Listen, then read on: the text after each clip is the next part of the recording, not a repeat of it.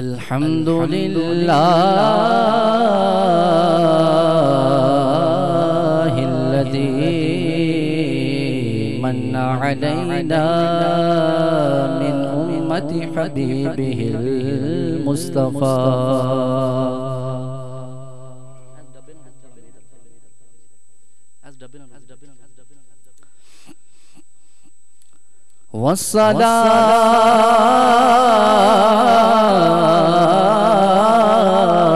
वस्सलातु वस्सलामु अला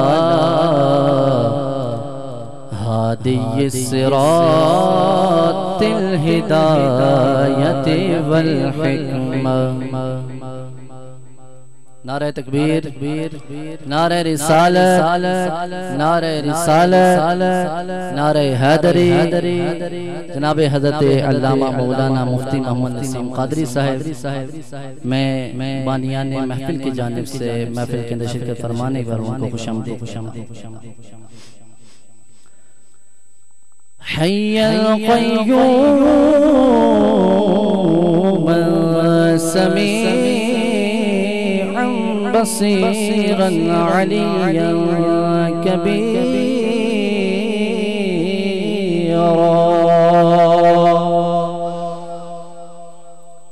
क़ाल अल्लाहु तबारक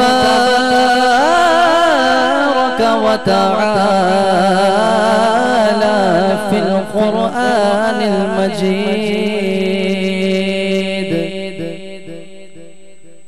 फ़ीही आयातुन बय्यिनातुन मक़ामु इब्राहीम वमन दख़लहु कान आमिना। सदक़ल्लाहु व मौलानल अज़ीम व सदक़ रसूलुहुन नबियुल करीमुल अमीन वल्हम्दुलिल्लाहि रब्बिल आलमीन। इन्नल्लाह व मलाइकतहु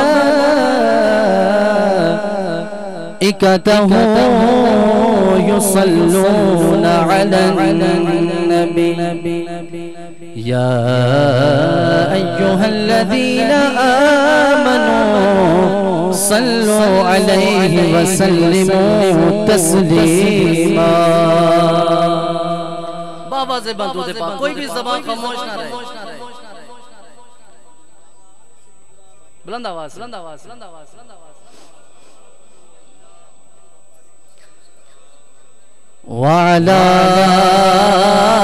आलिका व अस्हाबिका या हबीबल्लाह। बुलंद आवाज से। कोई सियासी जलसा हो ना, सियासी बात करते थोड़ी सी कोई सियासी जलसा हो तो हम में से नारे गले फाड़ फाड़ के लगाने के लिए कोई पीछे नहीं रहता। नामे मुस्तफा की बारी आए तो हम सारे पीछे बैठ के हम अपनी जबानों की हिफाजत करें। नहीं नहीं, ऐसा नहीं होगा। ये जान भी मदीने वाले की है, ये जबान भी मदीने वाले। आवाज से अस्सलातु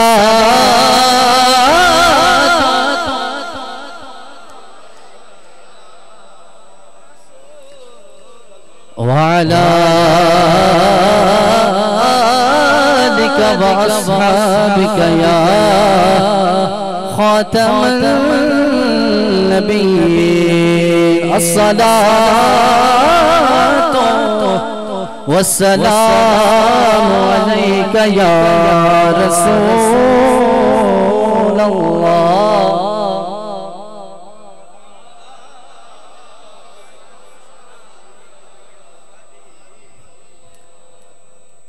हज़रत जिब्रील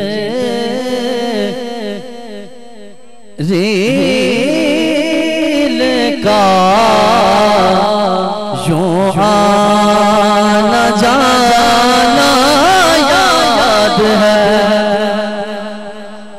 हज़रत जिब्रील का यूं आना जाना याद है। हज़रत जिब्रील का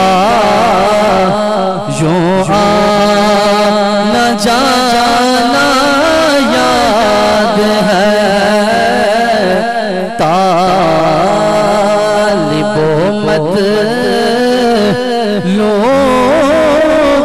का मिलना मिलाना याद है। ऐसे नहीं प्यार से आवाज आए। तालिबो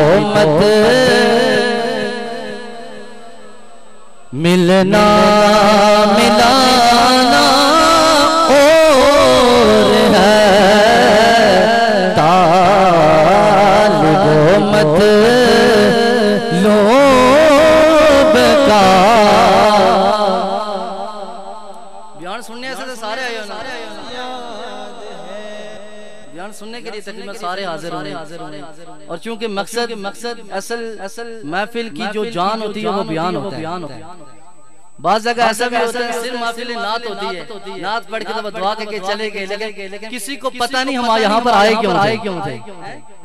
असल चूंकि बयान जो होता है ये किया नहीं जाता, बयान करवाया जाता है। अब लोग जैसे होंगे ना बयान वैसे ही होगा। अगर आप लोग ज़ौक़ का इज़हार करेंगे ना बयान इंशाअल्लाह रफीक साहब को पता है सिर्फ लोगों के ऊपर करता हूँ। और अगर आप चुप करके हाथ बांध के बैठे रहे, मेहमान आए हुए लेकिन यहाँ पर सबसे बड़े मेहमान की बारगाह के अंदर आए हैं, इसलिए यहाँ पर किसी ने हाथ बांध के अपनी ज़ुबान को बोलना। तालिबो मतलूब का मिलना मिलाना। कमाल शेर सुनिए। जान मूसा का कुजा जाना नबी जी का कुजा अपना जाना और है रब का बुलाना।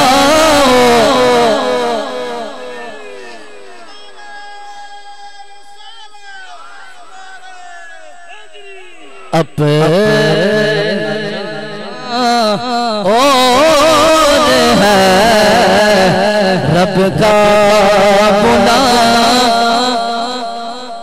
टाइम मेरे पास बड़ा है, नमाज से पहले टाइम खत्म हो जाएगा इंशाअल्लाह। बुलंद आवाज से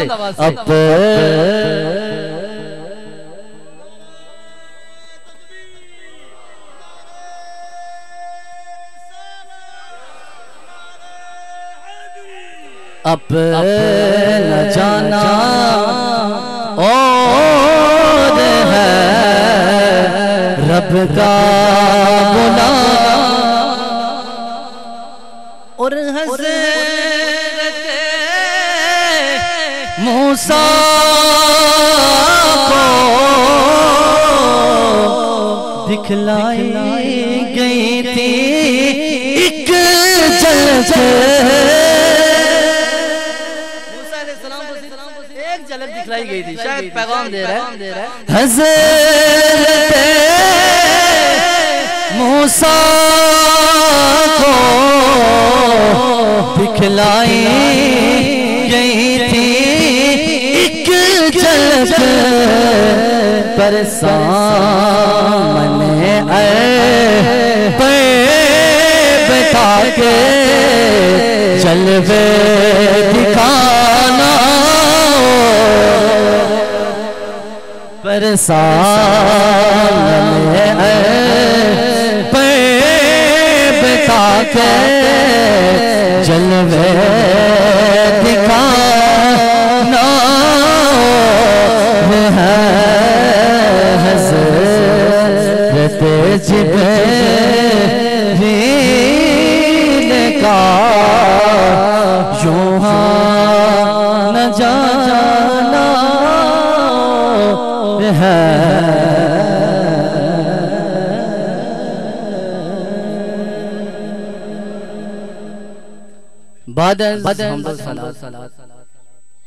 लाइके सद ताज़ीम तकरीम मेरे मुअज़्ज़ज़ व मुहतरम हाज़रीन व सामीन, अस्सलामु अलैकुम व रहमतुल्लाहि तआला व बरकातहू।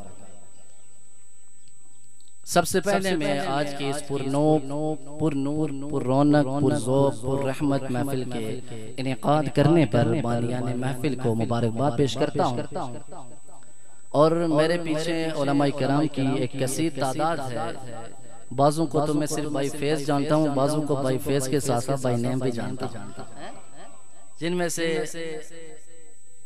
आप लोगों की, आप सब लोगों की हर दिल हर अजीज शख्सियत हज़रत पैकर इखलास व मोहब्बत जनाब हज़रत अल्लामा मौलाना मुफ्ती नसीम कादरी और उनके साथ साथ मेरे सीनियर साथी पैकर इखलास व मोहब्बत मुजाहिद अहले सुन्नत हज़रत अल्लामा मौलाना हाफिज़ व कारी मोहम्मद हफीज साहिब और दीगर उलमाए किराम में सबको मैंने पहले सराहत कर दिया, जानता नहीं हूँ। तमाम अहबाब, तमाम उलमाए किराम मेरे सरों के ताज हैं। अल्लाह ताला इन उलमाए किराम का साया तादेर हम अहले सुन्नत पर कायम व दायम फरमाए। हज़रात ग़िलामी अलक़द्र, मेरी गुफ्तगू बस शुरू हो गई है, बिला तमहीद गुफ्तगू का आगाज करता हूं। चूंकि मेरी आदत होती है मैं बयान वो करता हूँ जैसा मौसम होता है।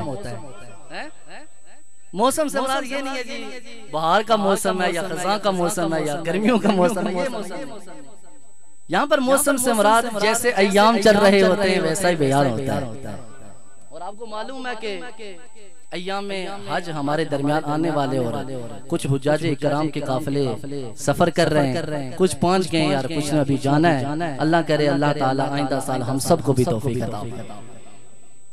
चूंकि बयान इन्होंने कहा था मिलाद मुस्तफा की महफिल है, तो ये कैसे हो सकता है कोई भी महफिल हो वहां पर मिलाद का जिक्र ना हो। हज से ही मिलाद का हम जिक्र करेंगे इंशाअल्लाह।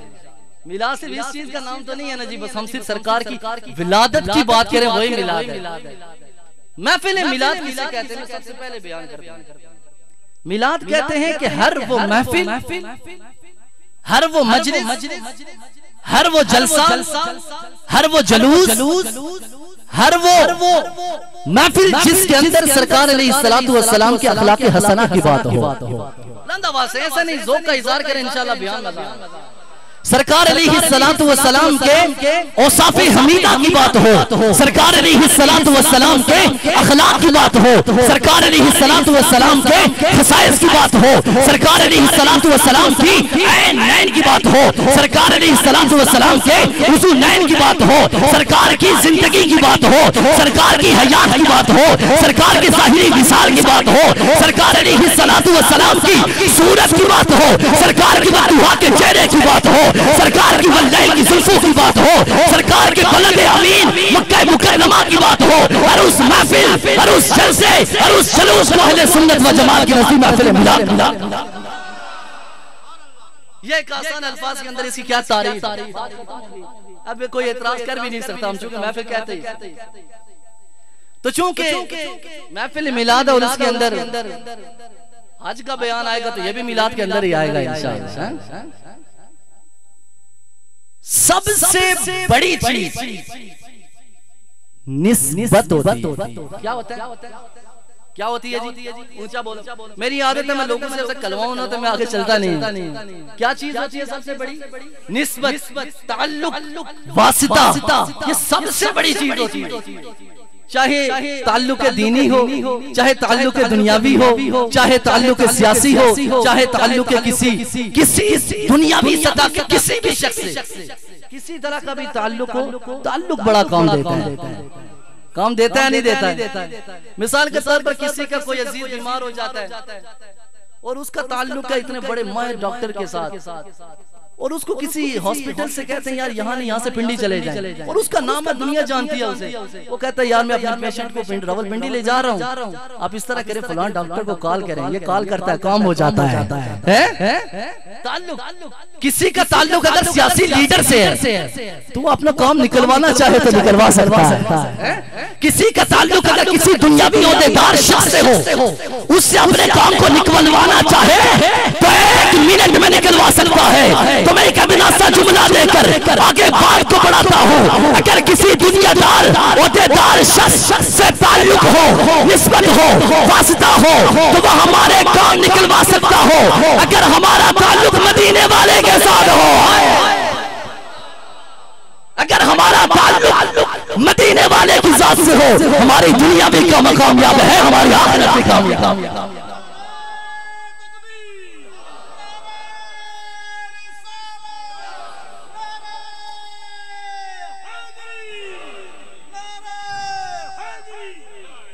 इसलिए निस्बत बहुत बड़ा काम कर देती है। क्या करती है निस्बत?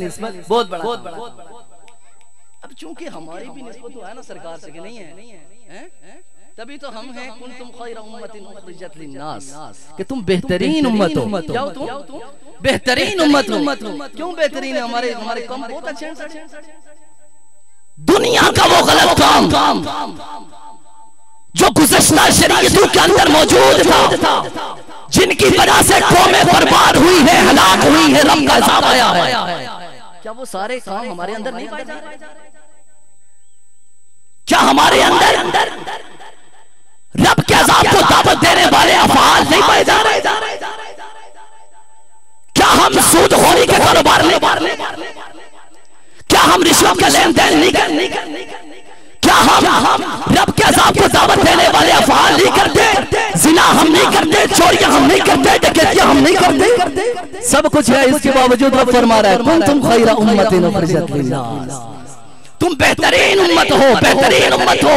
यार अब हम क्यों बेहतरीन हैं? क्या हमारे रब फरमा रहा है काम तो तुम्हारे अच्छे नहीं है, फिर मेरे महबूब में कलमा पढ़ने वाले, हाय हाय कलमा पढ़ने वाले हो, इसलिए अच्छी। नहीं तो मैं जिस तरह पहले उम्मतों को हलाक किया, तुम लोगों को भी हलाक कर देता। लेकिन नहीं, तुम लोग जिसके लड़ लगे हो वो बड़ा कमाल वाला। इसीलिए तुम कहते हैं कि मोहम्मद हमारे, प्यार से आवाज आए मोहम्मद हमारे। ऐसे नहीं अपनी ज़बानों से अल्फाज़ को निकालिए मोहम्मद हमारे। लगाते यारा ये ईमान वाले मोहम्मद हमारे। ऐ मेरे नबी का कलमा पढ़ने वालों, मेरे नबी से इश्क व वफा के दावे करने वालों, मेरे नबी से फकत इश्क के दावे नहीं करने वाले, मुस्तफा करीम की मिलाद की महफिल सजाने वालों, मेरे नबी के मिलाद की महफिल के अंदर आने वालों, जरा तवज्जो तो फरमाना मेरे नबी का कमाल कितना है। मेरे करीम नबी यार बहुत ढीले हो हम बयान करते हैं, आप लोगों के जोर से आप हिल नहीं रहे दवा से। मेरे करीम नबी ने हिजरत से पहले कितने साल, कई साल बैतुल मुक़द्दस की तरफ मुंह करके नमाज़ें पढ़ते रहे। हिजरत करने के बाद जब मक्के से मदीने पहुंचे, मक्के से मदीने पहुंचने पर भी कई माह तक आप बैतुल मुक़द्दस की तरफ मुंह करके नमाज़ें पढ़ते रहे, नमाज अदा करते रहे। जब मुस्तफा करीम बैतुल मुक़द्दस की तरफ मुंह करके नमाज़ें पढ़ते, जब बैतुल मुक़द्दस की तरफ मुंह करके रुकू करते, जब बैतुल मुक़द्दस की तरफ मुंह करके सुजूद करते, जब बैतुल मुक़द्दस की तरफ मुंह करके आप क़याम व क़िरात करते, शहूद हुनूद आपको ताने देते, आपको आपकी ज़ात को दिल बाप की ज़ात के लिए तरह तरह से आप परवार करते, कहते लो चिलो देखो नबी शरीयत तो नहीं लेके आया है, पर किबला वही हमारा पुराना इस्तेमाल कर रहा। ताने देते यहूदी क्या कहते यार नबी तो नहीं शरीयत लेके आया है, हर बात में हमारी बुत्तू को हमारे बुरा भला कहे। कुफारे मक्का ताने देते, हर बात में हमारी मुखालफत कर रहे थे। किबला भी अपना लेके आए ना, बात समझा रहा हूँ, किबला भी अपना लेके आए। दिल से वारते मुस्तफा करीम को ताने देते, लेकिन याद रखिए ताना काम बना भी देता है, ताना काम बिगाड़ भी देता है। ताना काम बना भी देता है, ताना काम बिगाड़ भी देता है। रहमत कौनैन को ताने देते, मुस्तफा करीम कुछ बोलते नहीं, ज़बान से कुछ भी ना बोलते, ज़बान से बोलते नहीं, कुछ नहीं। क्योंकि जब भी मुस्तफा करीम के जात का मामला आता रहा, मदीने वाले खुद खामोश रहते रहे, रब जवाब देता रहा है। रहमतें कौनैन, तवज्जो फरमाने की बात, रहमतें कौनैन मक्के से मदीने हिजरत करने के बाद चंद माह तक आप बैतुल मुकद्दस की तरफ मुंह करके नमाजें पढ़ते रहे, नमाज अदा करते रहे। कुछ माह अदा करने के बाद राविया ने हदीस फरमाते हैं, कुछ रिवायतों के मुताबिक मुस्तफा करीम ज़ोहर की नमाज अदा फरमा रहे, और कुछ रिवायात के मुताबिक आप नमाज असर अदा फरमा रहे, नमाज अदा फरमा रहे हैं। नमाज अदा फरमाते फरमाते रहमते कौनैन के दिल के अंदर ख्याल पैदा हुआ, क्यों ना मेरा किबला बैतुल मुकद्दस नहीं बैतुल्लाह होना चाहिए।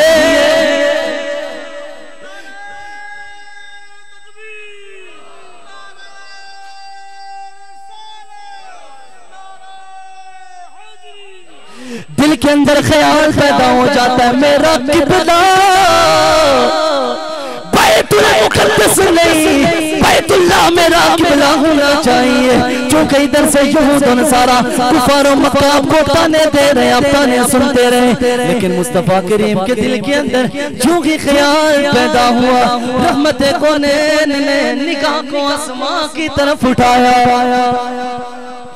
निगाह आसमान की तरफ उठाई, ज़बान से बोले नहीं, ज़बान से कुछ नहीं बोले, निगाह पर उठा ली।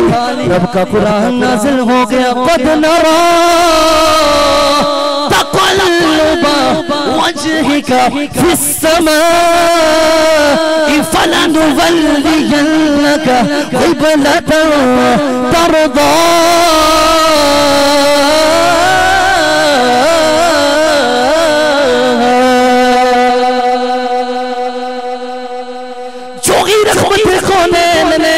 निगाह आसमां की तरफ उठाई, रब ने मुस्तफा करीम के बार बार तकब्बुल, कद नरा तकल्लुब, तकल्लुब का तफाउल है, इसका खासा ये बार बार रहमत कौनैन का चेहरा आसमां की तरफ उठता हुआ देखा, रहमत कौनैन के चेहरे को देखा, ज़बान से भी मुस्तफा करीम नहीं बोले, इशारा भी नहीं किया, दिल के अंदर ख्याल पैदा हुआ। लोगों ख्याल की क्या हैसियत होती है, दिल के अंदर अभी ख्याल पैदा हो, जहाँ पर हम दफ्तर आए हम बैठे जाके मक्के पहुँच जाए, ख्याल की कोई हैसियत नहीं होती।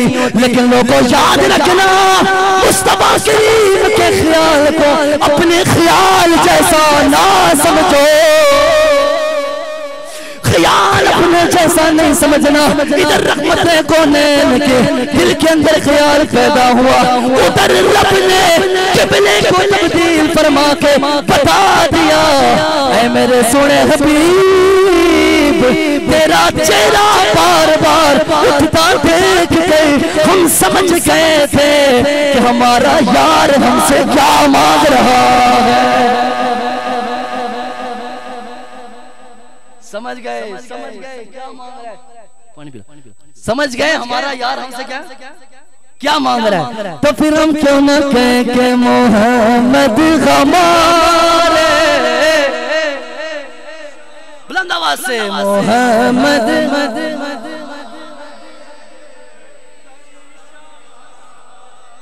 ले मोहम्मद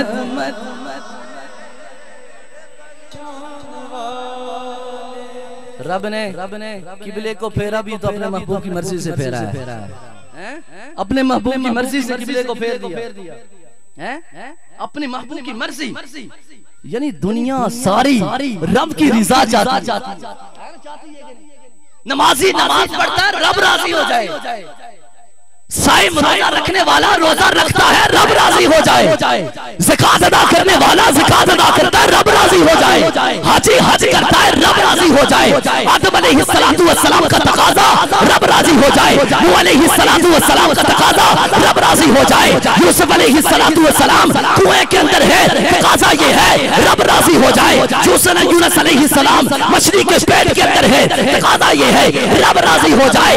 सारे अंबिया सारे रसूल ये चाहते हैं रब राजी हो जाए, रब चाहता है मेरा महबूब राजी।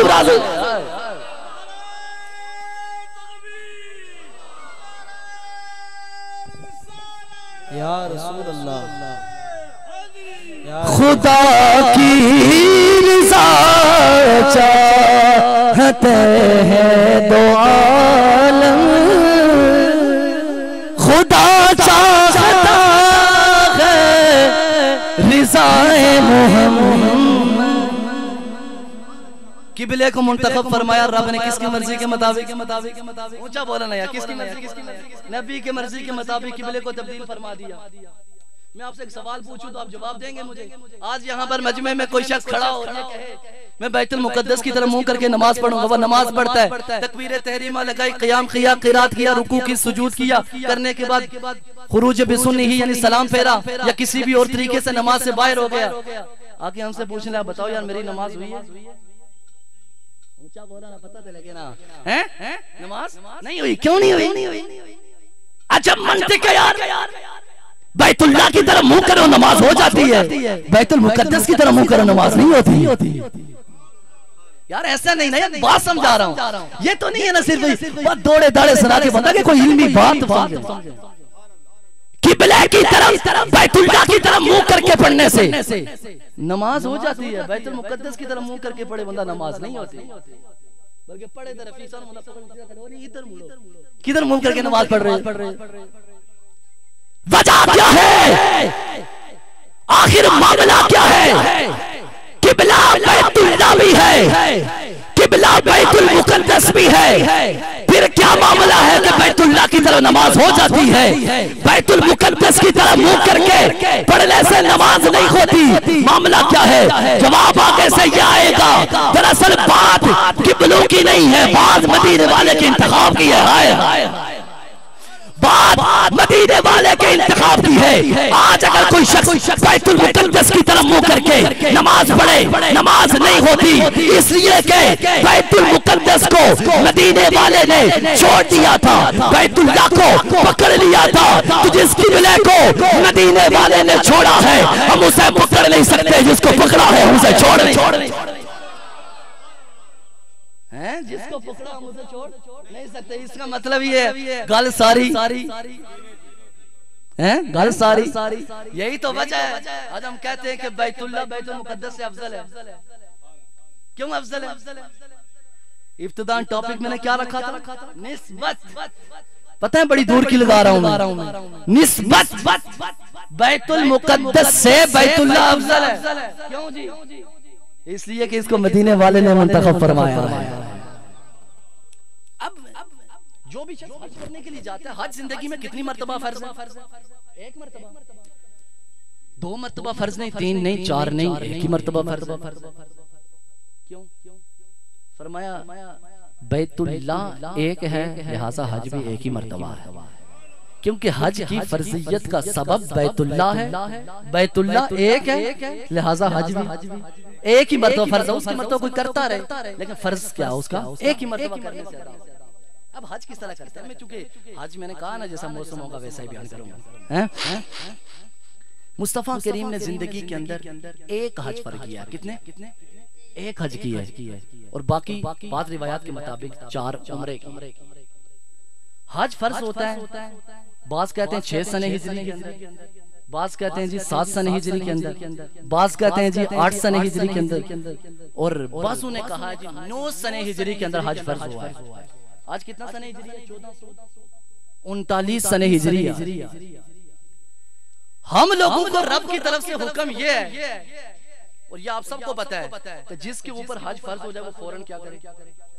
ताखीर ना करे। क्यों? क्योंकि ये लम्हे जिंदगी में बार बार आया नहीं करते। क्या पता अगले साल बंदा जिंदा होगा या नहीं होगा, इसलिए फौरन हज करो। तो मैं एक सवाल अगर पूछूं, तवज्जो मेरी तरफ रखें, इधर बहुत सवाल है इंपॉर्टेंट, तवज्जो रखिए। हज अगर मान लिया जाए 6 सने हिजरी के अंदर, सरकार ने 7 के अंदर क्यों नहीं किया, 8 के अंदर क्यों नहीं किया, 9 के अंदर क्यों नहीं किया, 10 के अंदर जाके किया? इसके अंदर इख्तिलाफ है ही नहीं है 10 कि किस सने हिजरी के अंदर किया। इस पे सारे सब मुहद्दिसीन का इत्तेफाक है, सरकार ने हज 10 सने हिजरी के अंदर किया।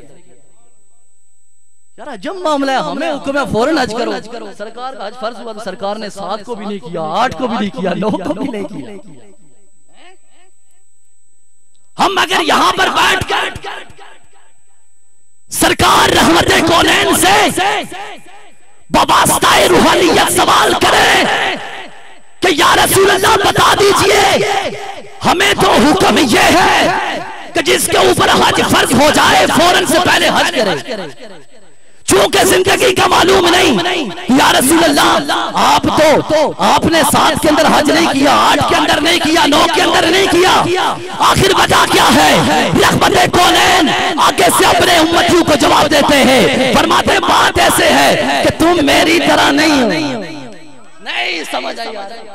तुम मेरी तरह नहीं हो, तुम्हें अपनी जिंदगी का मालूम नहीं है कि कब आने वाली है, कब मेरी मौत वाक़ई हो जाएगी, इसलिए हुक्म है फौरन हज करो। मैंने 6 सने हिजरी के अंदर हज फर्ज हुआ, 7 को नहीं किया, 8 को नहीं किया, 9 को नहीं किया, 10 को किया, इसलिए कि मदीने वाले को पहले से मालूम था इन 3 सालों में मौत आ ही नहीं सकती।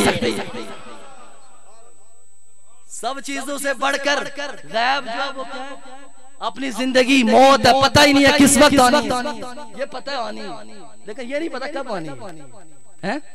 लेकिन सरकार रहमते कौनैन को ये भी मालूम है कब आनी है। सरकार रहमते कौनैन को ये भी मालूम है कि कब आनी है। इसलिए तुम कहते हैं कि न पूछिए कि क्या हमारे मोहम्मद, न पूछिए कि क्या बुलंद आवाज से आवाज है, न पूछिए हमारे मोहम्मद, न पूछिए कि क्या हमारे मोहम्मद, न पूछिए क्या है हमारे मोहम्मद, न पूछिए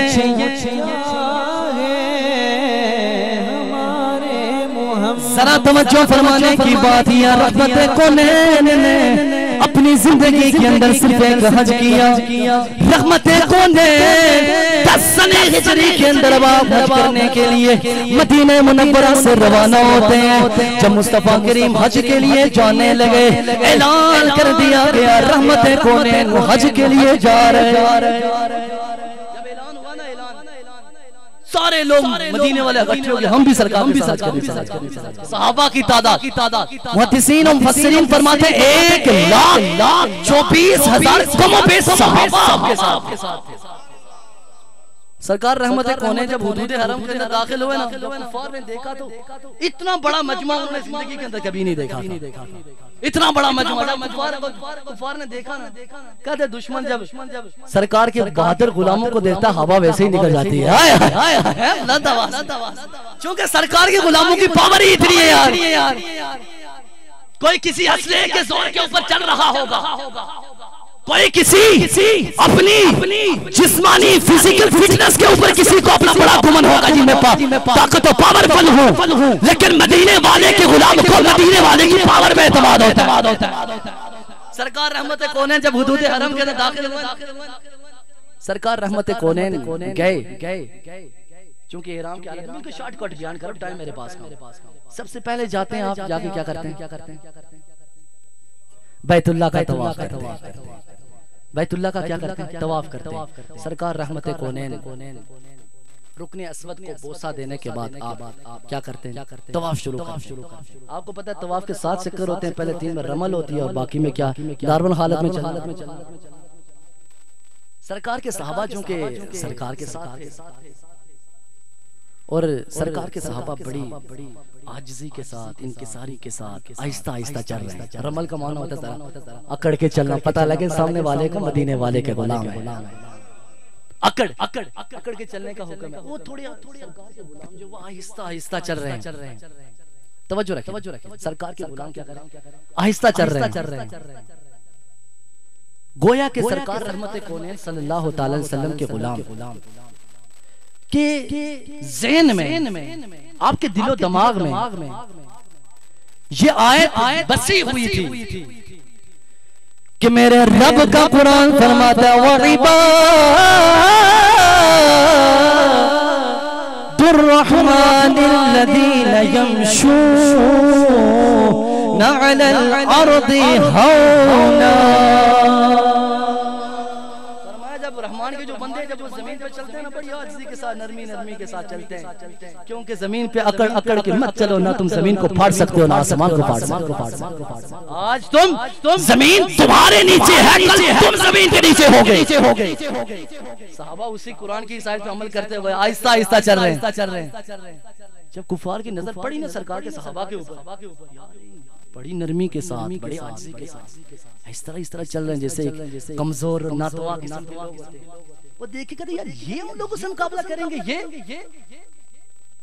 सरकार रहमत कौनैन को रब की तरफ से हुक्म हुआ, फरमाया अपने सहाबा को हुक्म दो कि पूरी जमीन के ऊपर जहां भी चलो तो आजिज़ी के साथ चलो, लेकिन यहाँ पे चलना है तो अकड़ के चलना है। जरा पता चले ना दुश्मन को। इसका मतलब ये हुआ दुश्मन जब सामने हो, दुश्मनाने इस्लाम जब सामने हो, दुश्मन जिस बात से चिढ़ रहा हो तो वो काम करना चाहिए।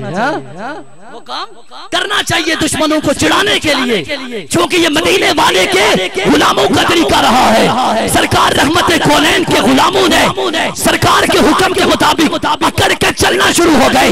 जब अकड़ के चलना शुरू हो गए तो रब ने जब मुस्तफा के इन गुलामों को और मुस्तफा की इस अदा को देखा, रब ने बता दिया ऐ मेरे हबीब, तेरे गुलामों का और तेरा अकड़ के चलना मुझे इतना पसंद आया है, सुबह क़यामत तक जो मेरा बंदा आता रहेगा उसे रमल में करवाता रहो।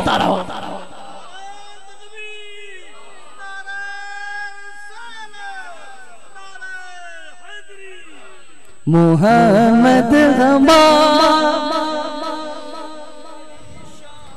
निवाले, मोहम्मद हमारे रहमत कौनैन तमाम फरमा रहे हैं।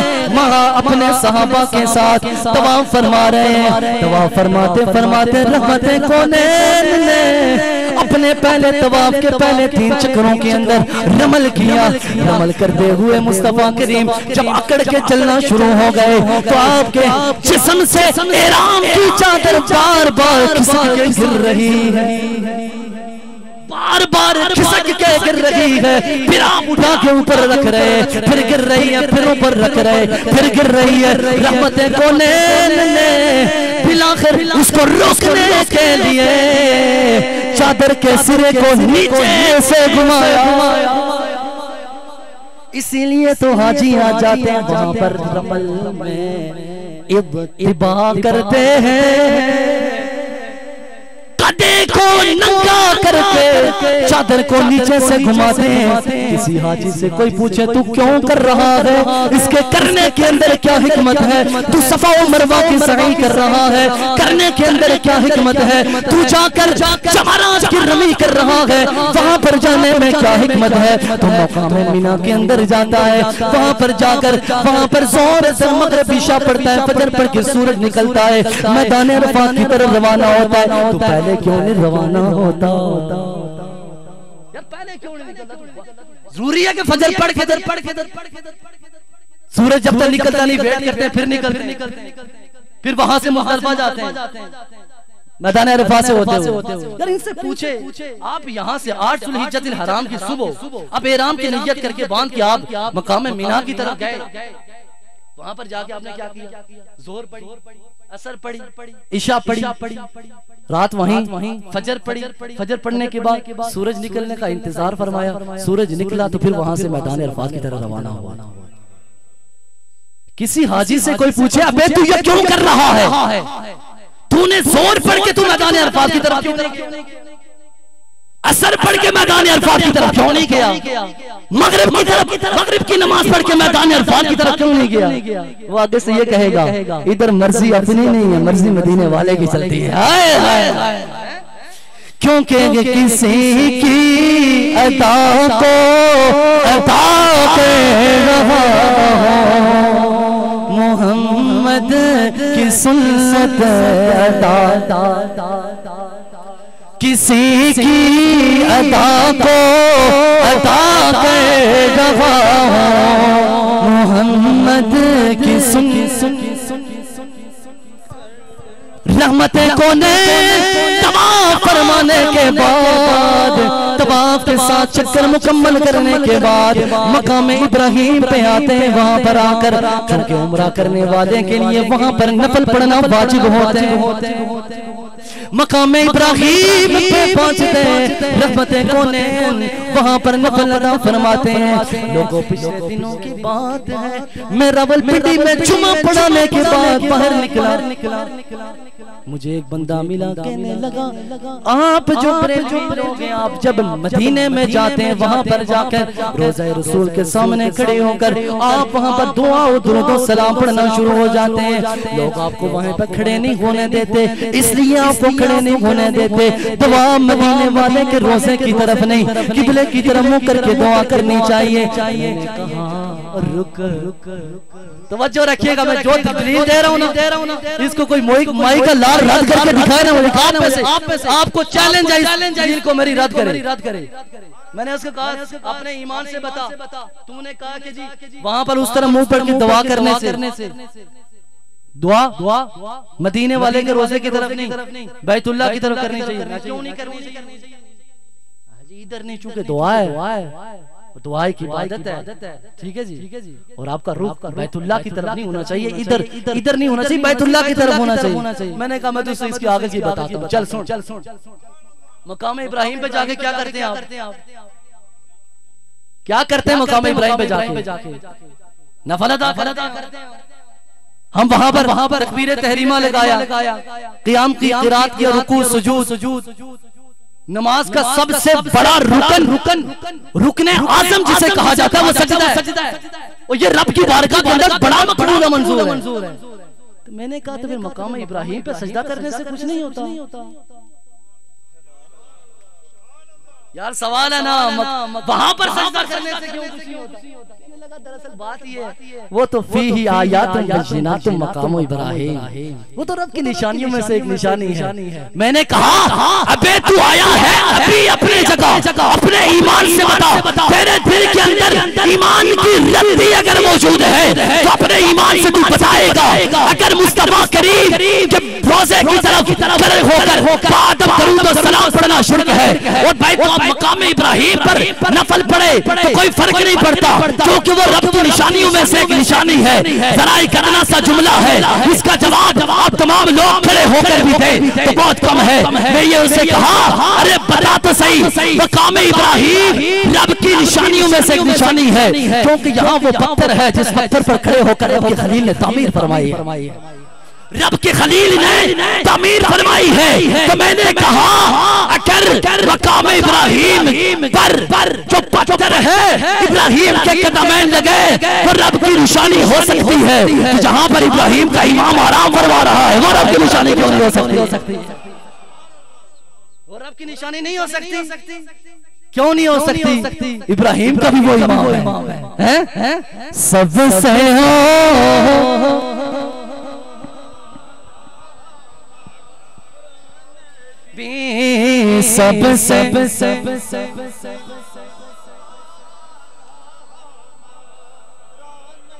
मैंने कहा मैं तुझे मालूम ही नहीं है मदीने वाले की शान और अज़मत क्या है। या किबला तो किबला है मुस्तफा करीम की वजह से है, अगर रहमत को नैन ना होते तो कौन जानता किबला क्या। आज अगर हम सहाबा को भी मानते तो मुस्तफा करीम की वजह से मानते हैं या नहीं है? मदीने वाले को हम मानते, क्यों मानते जी? किबले को मानते हैं मदीने वाले की वजह से। सहाबा को मानते हैं किसकी वजह से? मदीने वाले की वजह से। तवज्जो से मेरा एक जुमला ये सुने, तवज्जो रखें इधर। सिद्दीक अकबर अबू बकर को हम मानते हैं मदीने वाले की वजह से। अगर मुस्तफा करीम की जात ना होती, कौन जानता सिद्दीक अकबर कौन है? अगर मुस्तफा करीम की जात ना होती, कौन जानता फारूक आजम कौन है? अगर मुस्तफा करीम की जात ना होती, कौन जानता उस्मान गनी कौन है? अगर मुस्तफा करीम की जात ना होती, कौन जानता ताजदार हलता हैदर कर्रार शेरे खुदा, कौन जानता मौला अली कौन है? मुस्तफा करीम की जात में कोई जानता? कौन जानता मुस्तफा करीम की जात ना होती कि अशरा मुबश्शरा सहाबा कौन है? कौन जानता साद और सईद और जुबैर कौन है? कौन जानता अब्दुल रहमान बिन औफ कौन है? कौन जानता साद बिन अबी वक्कास कौन है? कौन जानता अबू उबैदा बिन जर्राह कौन है? कौन जानता अब्दुल रहमान बिन औफ कौन है? कौन जानता असहाबे उहद कौन है? कौन जानता असहाबे बदर कौन है? कौन जानता अबू हुरैरा कौन है? कौन जानता अनस बिन मालिक कौन है? कौन जानता अबू सईद खुदरी कौन है?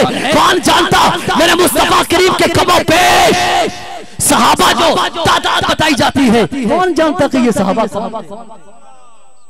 मुस्तफा करीम की जात के साथ जिसका निस्बत मिलती गई वो इतना कमाल वाला होता गया कि मुस्तफा करीम ने फरमाया मैंने जिसकी तरफ निगाहे रहमत अपनी डाली है, मैंने उसे फर्श से उठा के अर्श पे बैठाया है, फर्श से बैठाया है।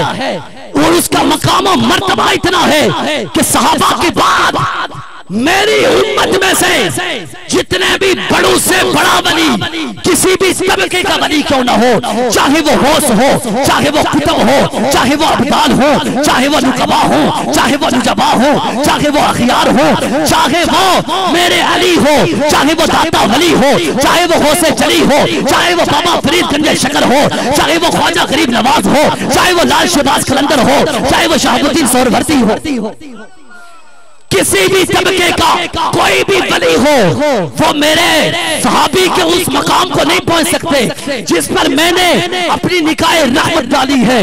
वो अगर मेरे मुस्तफा करीम के फरमाते मेरी उम्मत का कोई आम सा उम्मती, चाहे कोई वली क्यों ना हो, गौसे आज़म क्यों ना हो, वो अगर ओहद पहाड़ के बराबर सोना सदका करे, दूसरी तरफ मेरा सहाबी मुट्ठी पर गंदुम सदका करे।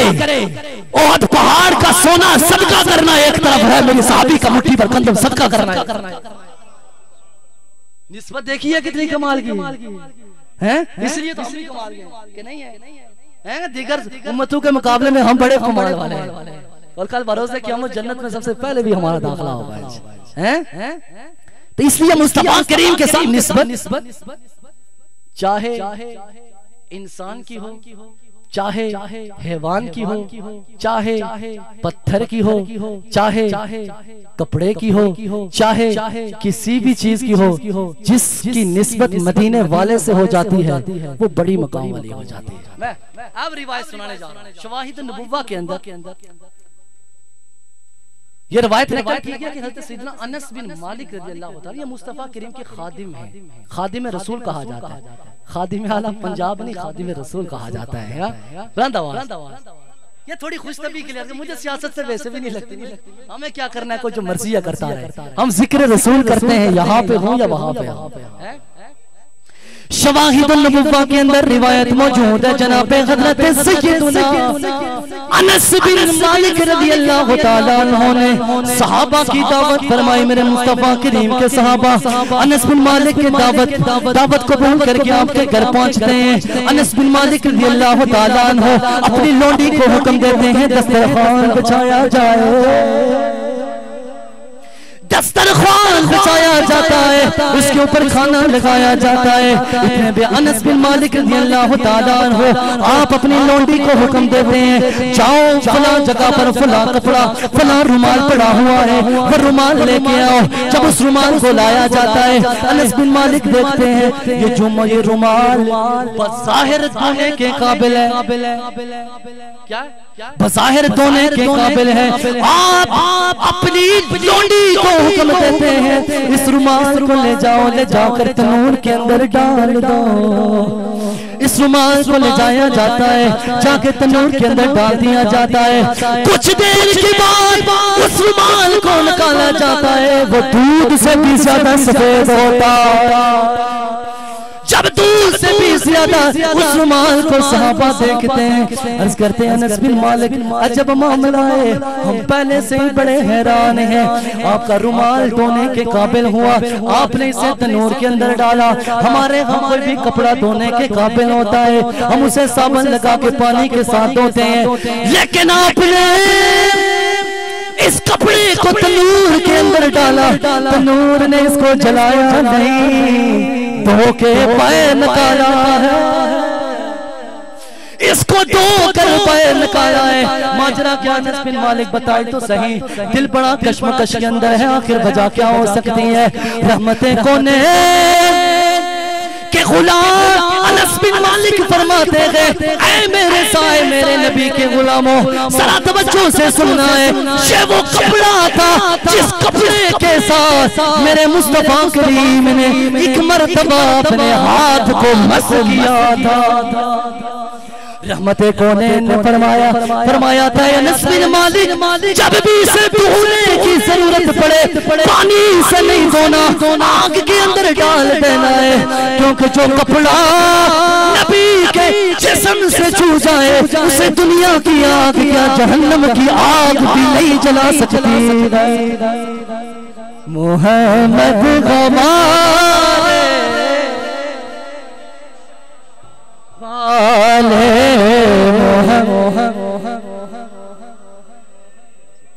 शान वाले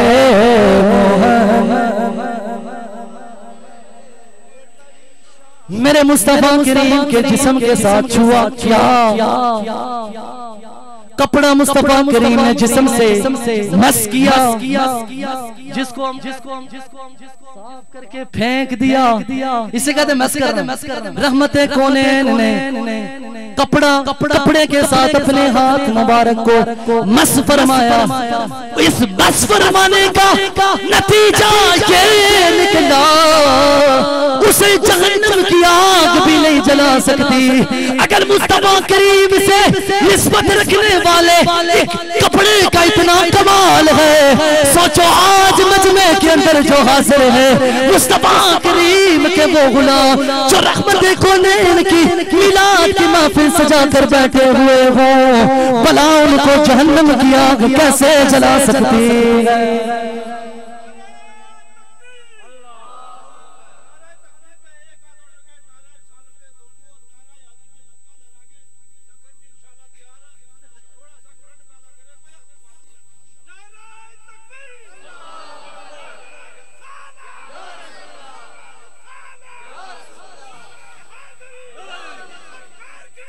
मरहबा।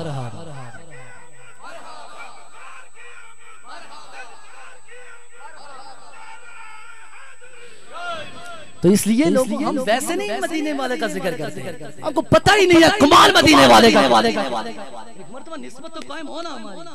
हम समझते हैं साल में एक मर्तबा मिलाद की महफिल सजा के हमसे बड़ा आशिक कोई नहीं, इंज भी तो नहीं है।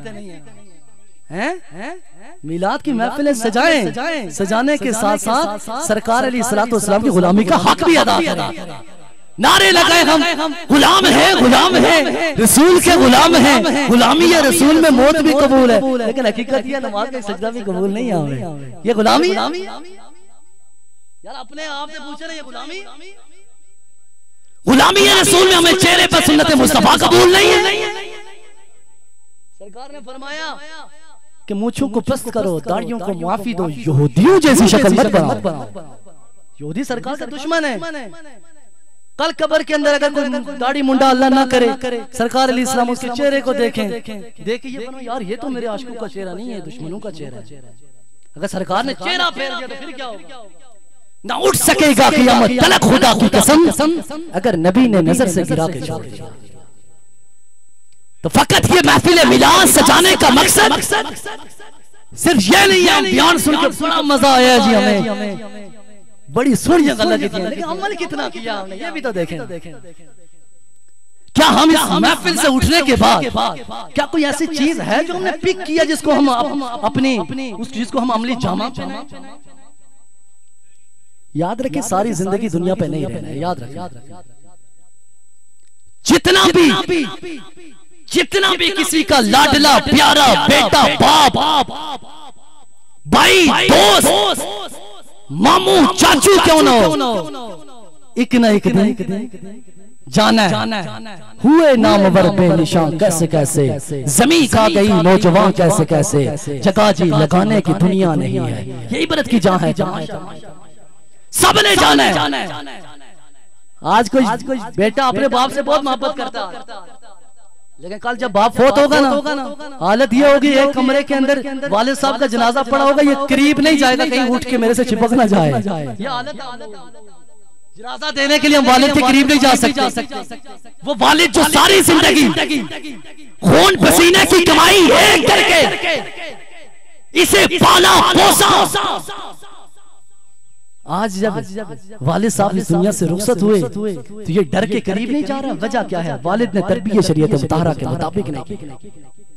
वालिद ने की होती तो क्या वो इसे खुद गुस्सा न देता? आज अगर किसी का कोई मां फोत हो जाए, फोत हो जाने के बाद कितना ही बेटा अपनी मां से मोहब्बत क्यों ना करता हो, एक घंटा भी क्या 10 मिनट कोई जायद पास रखने के लिए तैयार नहीं।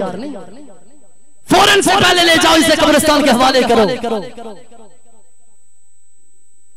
ताखीर मत करो बिला जरूरत।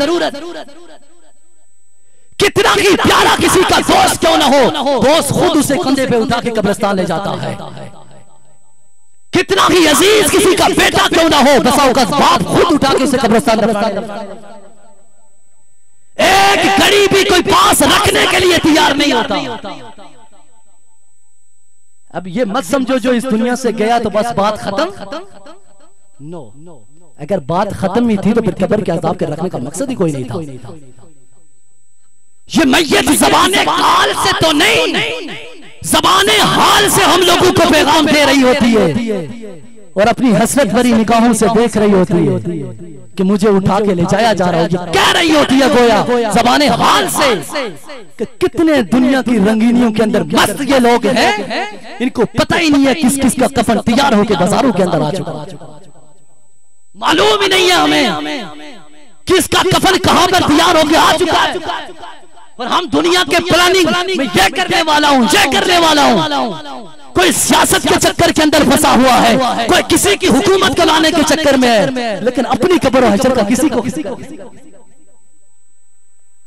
याद रखो। जितनी भी जिसके साथ जो मोहब्बत होती है ये दुनिया ही तक है। अगर दुनिया के बाद अगर किसी से मोहब्बत है तो न वो फर्मा बरदार औलाद की अपने बाप से, और औलाद उस वक्त फर्मा बरदार हो नहीं सकती जब तक वालिद ने तरबियत औलाद की शरीयत मुताहरा के मुताबिक। मैं एक रिवायत आखिरी बिल्कुल शॉर्ट में बयान करके इजाजत चाहता हूं। एक बुजुर्ग रहमतुल्लाह ताला अलैह फरमाते हैं कि एक मर्तबा मैंने ख्वाब के अंदर, तवज्जो इधर रखें मेहरबानी, एक मर्तबा मैंने ख्वाब के अंदर देखा कि कब्रिस्तान से सारे मुर्दे अपनी कब्रों से निकले और वो किसी चीज को समेट रहे हैं, इकट्ठा कर रहे हैं किसी चीज को, लेकिन एक मुर्दा ऐसा जो साइड पे बैठा वो कुछ भी नहीं कर रहा। वो बुजुर्ग फरमाते हैं मैंने उस मुर्दे से पूछा ये सारे जो कुछ समेट रहे तू क्यों नहीं समेट रहा, ये क्या समेट रहे? फरमाया ये वो कुछ समेट रहे हैं जो इनके मरने के बाद पीछे इनकी नेक सालेह औलाद और अजीजों कारिब दुआ करते हैं, उसको समेट रहे हैं। फरमाया तू क्यों नहीं समेट रहा? क्या तेरा कोई दुआ करने वाला नहीं? माजरा क्या है, तू क्यों नहीं समेट रहा? वो आगे से जवाब देता है दरअसल बात यह नहीं है कि मेरे पीछे कोई दुआ करने वाला नहीं है, बल्कि बात यह है मैंने अपने पीछे अपने बेटे हाफिज़े कुरान को छोड़ा है। वो रोजाना घर के अंदर हलवा पकाता है, हलवा पकाने के बाद बाजारों के अंदर ले जाके तकसीम कर रहा होता है, इधर हलवा बेच रहा होता है, उधर ज़बान पे तिलावत कुरान होती है। रोजाना पूरा कुरान पढ़ के मुझे इसाले सवाब करता है। मुझे ये जमा करने की जरूरत नहीं है, मेरी तरफ पहले से ज्यादा फंड आ रहा है। तो आज हम लोग अपनी औलाद को आला से आला स्कूल, कॉलेजेस, यूनिवर्सिटीज के अंदर पढ़ाएं, उनको मैट्रिक कराए, इंटरमीडिएट के अंदर दाखिला, ग्रेजुएशन करवाया, मास्टर तक करवा ली। अपने ईमान से पूछी कभी ये भी सिखाया उसे मरने के बाद अपने बाप को गुस्सा कैसे? ऐसी तालीम का फायदा क्या है जो मरने के बाद अपने बाप के पीछे फातिहा पढ़ के आके दुआ ना कर सके, तिलावत कुरान पढ़ के इसाले सवाब ना कर सके, उस वालिदैन के लिए उस दिन से हसरत का बड़ा मकाम कोई नहीं होगा जिस दिन वो रहमत भरी निगाहों से देख रहे हैं, हसरत भरी निगाहों से देख रहे हैं। तो इसलिए आज अपने वालिदैन को कंधों पर उठाकर ले जाते हुए हम और तो कुछ नहीं कर सकते, सिर्फ इतना कह रहे होते हैं कि ले लो यार हवाले रब दे, मेले चार दिना दे ओ दिन ईद मुबारक हो जिस दिन पैर मिलांगे और पाई पाइया दे बाजू दे ते पाई पाइया दिया बाबा बाप सिरा से ताज मोहम्मद पे मामा ठंडिया छावा। उम्मत की सरकार से कल भी थी और आज भी है, दोनों जहां में उनकी शोहरत कल भी थी और आज भी है। तख्ते शाही और वज़ारत हम रखते हैं ठोकर में, नामे नबी से अपनी इज्जत कल भी।